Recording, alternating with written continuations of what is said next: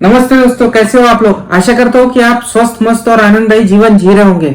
दोस्तों, पिछले हफ्ते हमने एक नई सीरीज शुरू की थी जिसमें ट्रायोस के बारे में या होम्योपैथिक दवाइयों की तिकड़ियों के बारे में हम बात करेंगे, ऐसा मैंने कहा था। और उसी श्रृंखला में आज हम बात करेंगे ट्रायो ऑफ रेस्टलेसनेस, जो कि डॉक्टर नैश ने बताया उसके बारे में। तो अब रेस्टलेसनेस यानी क्या, तो बेचैनी। यदि किसी को बेचैनी लगती है तो 3 best homeopathic medicine doctor Nash के अनुसार है एक्ोनिटम नेपेलस, रस टॉक्सिकोडेंड्रोन और आर्सेनिकम अल्बम। ये 3 best homeopathic medicine doctor Nash ने बताई है।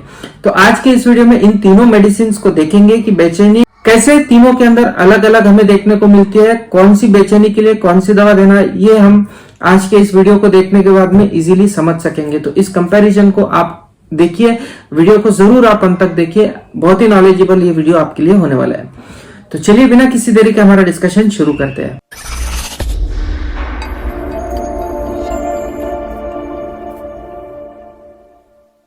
दोस्तों, आगे बढ़ने से पहले आप सभी से अनुरोध रहेगा कि यदि मेरा चैनल आप पहली बार देख रहे हैं तो प्लीज चैनल को सब्सक्राइब करना ना भूले, जरूर इसे सब्सक्राइब कीजिए।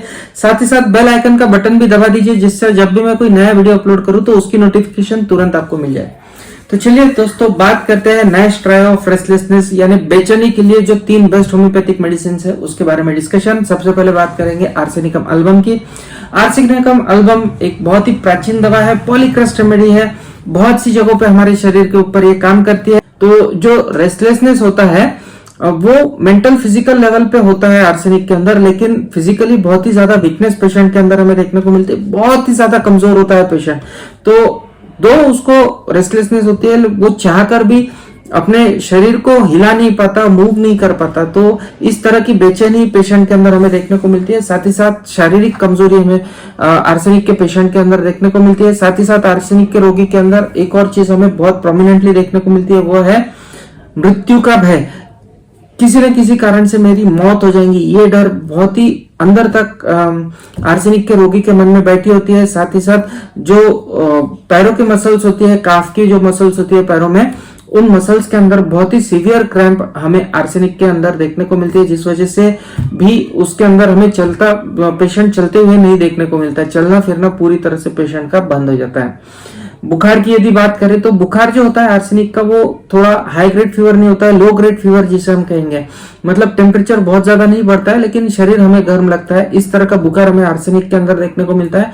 लेकिन बेचैनी जो है बुखार के केसेस में भी आर्सेनिक के बेचैनी जो है वो बुखार आने के कुछ घंटों के बाद में हमें देखने को मिलती है। एकदम से बुखार आ गया और बेचैनी आ गई, इस तरह का रोगी हमें आर्सेनिक के अंदर नहीं देखने को मिलता है।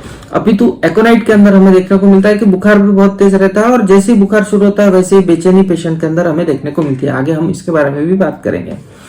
तो आर्सेनिक के अंदर बहुत ज्यादा बुखार नहीं होता है, लेकिन बेचैनी धीरे धीरे उसकी बढ़ते जाती है। 4-5 घंटों के बाद में बेचैनी बढ़ते जाती है, लेकिन इसके साथ में ही हमको देखने को मिलता है कि जैसे जैसे बुखार बढ़ता है वैसे वैसे ही उसकी शक्ति जो है वो क्षीण होती जाती है, शरीर बहुत ही ज्यादा क्षीण होते जाता है। एक्सट्रीम प्रोस्ट्रेशन जिसे मटेरिया मेडिका में कहा गया है, तो उतनी कमजोरी हमें आर्सेनिक के अंदर देखने को मिलती है कि वो नहीं हिल पाता, चाह के भी मूवमेंट नहीं कर पाता। तो वो एक जगह लेटा होता है और फिर हाथ हिलाएगा, मुंह की कंटिन्यूअस मूवमेंट करेंगे या पैरों की कंटिन्यूअस मूवमेंट करेंगे। इस तरह के लक्षण हमें रोगी के अंदर देखने को मिलते हैं। इन जनरल यदि बात करें तो आर्सेनिक का जो रोगी है उसकी जो कंप्लेंट्स है वो आधी रात को बढ़ जाती है। 12 बजने के बाद में रात को रोगी की जो तकलीफें है वो बहुत ज्यादा बढ़ती हुई हमें आर्सेनिक के अंदर देखने को मिलती है। ठीक इसी तरह रोगी यदि कोई ठंडी चीज ले लेता है, ठंडा पानी पी लेता है या ठंडा खाना खा लेता है, तो उस वजह से भी तकलीफें हमें बढ़ते हुए देखने को मिलती है।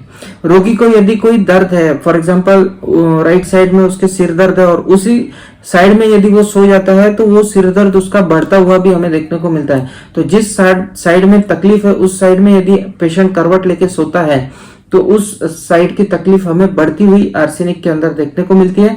और साथ ही साथ बहुत ही स्ट्राइकिंग फीचर है, जो दर्द रहता है आर्सेनिक का वो हमको जलन के तौर पे अक्सर देखने को मिलता है।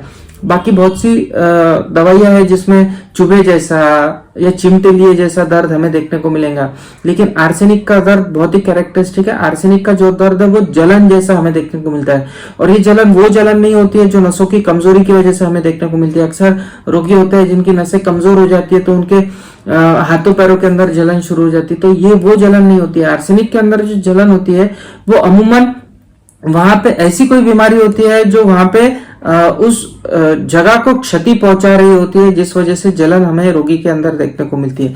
तो एक्चुअल वहां पे टिश्यू डैमेज हमें देखने को मिल सकता है आर्सेनिक के केसेस में, और टिश्यू डैमेज की वजह से जलन हमें आर्सेनिक के अंदर देखने को मिलता है। और उससे भी सरप्राइजिंग जो लक्षण है आर्सेनिक का वो ये है कि जलन अमूमन हम देखते हैं कि यदि जलन हो रही है तो हम ठंडा पानी डालेंगे या ठंडा बर्फ लगाएंगे तो उससे आराम हो जाता है, लेकिन आर्सेनिक में ठीक उल्टा है। यदि जलन है तो जलन भी उसका गर्म पानी से या गर्म सेक करने से हमें अच्छा होता हुआ देखने को मिलता है। तो हीट के एप्लीकेशन से जलन कम होता हुआ हमें आर्सेनिक के रोगी के अंदर देखने को मिलता है। सिर्फ सिर दर्द को यदि आर्सेनिक के छोड़ दिया जाए तो सिर दर्द के केसेस में उसको ठंडे पानी से नहा लेने के बाद में सिर दर्द अच्छा लगता है, ये एक आर्सेनिक का लक्षण है। बाकी के कहीं पे भी शरीर में यदि दर्द है, जलन है, तो वो सेकने से हमें कम होता हुआ आर्सेनिक के अंदर देखने को मिलता है। कई बार सुसाइडल थॉट्स भी हमें आर्सेनिक के पेशेंट के अंदर आते हुए देखने को मिलता है। रह रहे कि थोड़ा सा इंडिफरेंस हो जाता है फियर को लेके, और फिर सुसाइड करने की जो विचार है वो हमें आर्सेनिक के रोगी के अंदर आते हुए देखने को मिलते हैं। आर्सेनिक की प्यास की बात कर लेते हैं। आर्सेनिक को बहुत ज्यादा प्यास लगता है, ऐसा लगता है कि पूरा पानी वो पी लूं, लेकिन यदि ज्यादा प्रमाण में वो पानी पीता है तो तुरंत उसको उल्टी हो जाती है, इसलिए वो पानी एक साथ में ज्यादा प्रमाण में नहीं पी पाता है, इसीलिए थोड़ा थोड़ा पानी थोड़ी थोड़ी देर में उसको लगते रहता है। अब बात करते हैं एकोनाइट की। एकोनाइट के केस में जहां पे हमने आर्सेनिक में देखा कि मेंटल रेस्टलेसनेस ज्यादा है, फिजिकली रेस्टलेसनेस होने के बावजूद भी बहुत ज्यादा कमजोरी होने की वजह से वो कुछ नहीं कर पाता है, वैसे ही यदि हम एकोनाइट की बात करते हैं तो वो मानसिक और शारीरिक तौर पे दोनों ही तौर पे हमको रेस्टलेसनेस उसके अंदर देखने को मिलता है। वो बहुत ही ज्यादा बेचैनी उसके अंदर हमें देखने को मिलती है, शरीर एक जगह नहीं रहेगा, इधर से एक जगह से दूसरी जगह जाते आते रहेगा, कि उसको ऐसा लगता है कि दवाइयां लेके कोई फायदा नहीं होगा। ये लक्षण हमको आर्सेनिक में भी देखने को मिलता है कि भाई मैं कितनी भी दवाई ले लूं मेरी तबीयत ठीक नहीं होने वाली। दोनों के अंदर हमको ये लक्षण देखने को मिलता है, लेकिन फर्क ये है कि आर्सेनिक का जो कारण रहता है वो अमूमन ऐसा होता है कि उसको कोई ना कोई ऐसी बीमारी होती है जिससे सही में उसकी जान को खतरा हो, लेकिन एकोनाइट के केस में ऐसा नहीं होता है। एकोनाइट एवे ही यूं ही किसी चीज को लेके इतना ज्यादा घबरा जाता है कि उसको लगता है कि अब दवाई लेके कोई फायदा नहीं, मैं मर जाऊंगा। छोटी छोटी चीज को बड़ा चढ़ा के बताएगा, उसके जो सेंसेस रहते हैं वो बहुत ही ज्यादा एक्यूट हो जाते हैं, सुनने की क्षमता बढ़ जाती है, रोशनी उसे ज्यादा पसंद नहीं होती, तेज रोशनी से उसे तकलीफ होती है। और जैसा मैंने बताया जो बुखार है वो भी बहुत तेज आता है एकोनाइट के रोगी को, और बहुत तेज बुखार के साथ में जैसे ही बुखार शुरू होता है वैसे उसे बेचैनी शुरू हो जाती है। तो बहुत ज्यादा बेचैनी हमें एकोनाइट के अंदर देखने को मिलती है। एकोनाइट के जो लक्षण है वो हमें शाम को और रात को बढ़ते हुए देखने को मिलते हैं, और जो दर्द का जो फीलिंग है वो बहुत ही ज्यादा बढ़ता हुआ शाम के समय हमें देखने को मिलता है। एकोनाइट के केस में एक चीज हमें ये भी देखना है कि एकोनाइट के जो रोगी होते हैं उनको वो कंटिन्यूअसली मूव तो कर रहे होते हैं, एक जगह से दूसरी जगह तो जा रहे होते हैं, लेकिन उनसे उसको अच्छा नहीं लगता है, तो फिर वो खुद का फ्रस्ट्रेशन निकालने के लिए कई बार चीखते हैं, कराते हैं। ये चीजें हमें एकोनाइट के अंदर अक्सर हमें देखने को मिलती है।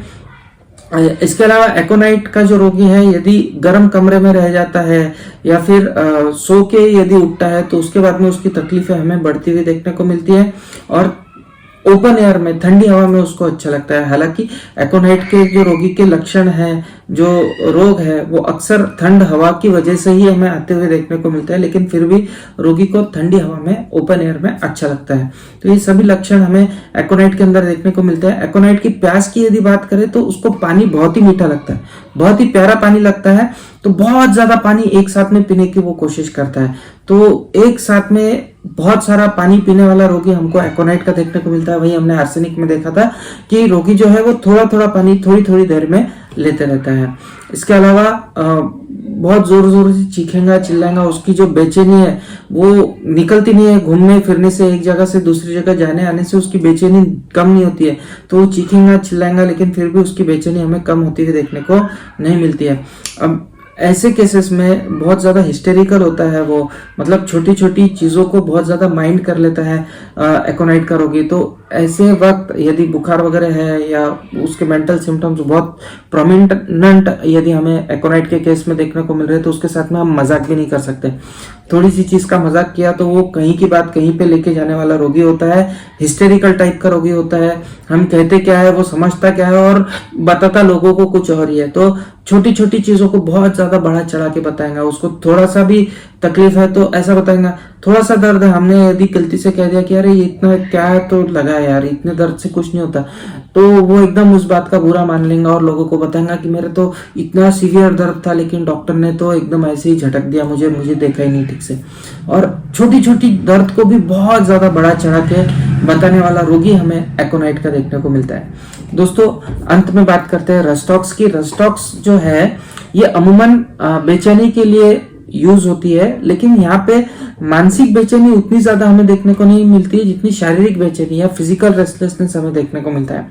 अब बहुत से लोगों को पता है, जो लोग होम्योपैथी यूज करते हैं उन्हें पता है कि रस्टॉक्स ये दवा ऐसी दवा है जो हमारे टेंडन्स के ऊपर, हमारे लिगामेंट्स के ऊपर या हमारे शरीर के फाइब्रस टिश्यू के ऊपर बहुत अच्छी तरह से यूज होता है। इसीलिए एकोनाइट एक मोस्ट फ्रिक्वेंटली यूज दवा है वात के जो रोगी आते हैं उनके केसेस में, जिनके घुटने दर्द होते हैं, जोड़ों में दर्द होता है, ऐसे लोगों के अंदर हमें रस्टॉक्स के बहुत अच्छे रिजल्ट देखने को मिलते हैं। ब्रायोनिया के साथ में रस्टॉक्स अक्सर हम कंसीडर करते हैं अक्सर रूमेटिज्म के रोगी में। तो यहाँ पे जो बेचैनी होती है वो फिजिकल लेवल पे होती है, मानसिक तौर पे इतनी ज्यादा बेचैनी हमें देखने को नहीं मिलती है। और बेचैनी जो होती है वो खासकर हमें देखने को मिलती है ये बरसात के सीजन में, जब डैम्प एरिया रहता है, डैम्पनेस हमें देखने को मिलता है, यानी सर्द हवाएं जब होती है, जब पानी बहुत ज्यादा होता है हमारे आसपास, तब ऐसे मौसम में हमें अक्सर तकलीफें रस्टॉक्स की बढ़ती हुई देखने को मिलती है। और रस्टॉक्स का जो रोगी है वो एक जगह पे तो बैठ नहीं पाएगा, कंटिन्यूअसली वो पोजीशन चेंज करते रहता है। अब ये जो सिम्टम है ये तीनों के अंदर रहेगा, तीनों के अंदर बेचैनी हमें देखने को मिलती है, एकोनाइट के अंदर देखने को मिलती है, आर्सेनिक के अंदर देखने को मिलती है और रस्टॉक्स के अंदर देखने को मिलती है कि वो तीनों एक जगह पे नहीं रहना चाहते, कंटिन्यूअसली पोजीशन चेंज करना चाहते हैं। लेकिन डिफरेंस ये है कि रस्टॉक्स के रोगी को पोजीशन चेंज करने से अच्छा लगता है। यहाँ पे बैठा है, थोड़ी देर बाद उठ के दूसरी जगह बैठेगा तो उसको थोड़ा सा अच्छा लगेगा। तो वो जो मोर्निंग है, चिल्लाना चीखना है, जो एकोनाइट में हमें देखने को मिलता है वो रस्टॉक्स के अंदर नहीं देखने को मिलता है। तो इसीलिए कहा गया है कि ये मेंटल रेस्टलेसनेस इसमें इतना ज्यादा नहीं है, मानसिक बेचैनी इतनी ज्यादा नहीं है जितने की शारीरिक बेचैनी है। तो हाँ, मूवमेंट इसके अंदर हमें देखने को मिलती है, एक जगह से दूसरी जगह जाते रहता है और उससे उसको अच्छा लगता है। और साथ ही साथ हमने देखा है कि यदि तूफान आने वाला है, बादल गरज रहे हैं, बिजलियां चमक रही है, ऐसा मौसम यदि है, बरसात हुई है, तो ऐसे मौसम में तो रस्टॉक्स के जो लक्षण है वो हमें बढ़ते हुए देखने को मिलते हैं।